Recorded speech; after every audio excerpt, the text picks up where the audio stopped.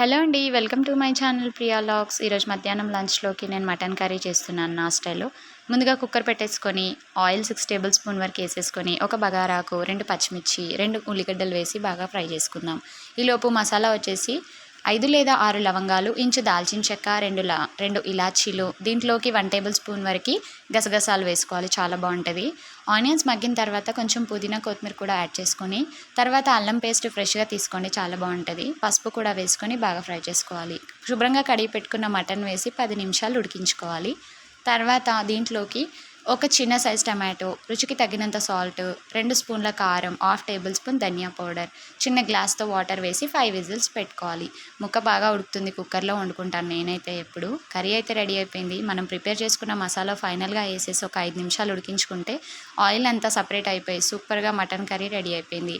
Video నచ్చితే like చేయండి. ఛానల్‌ని అయితే సబ్స్క్రైబ్ చేసుకోండి. బాయ్.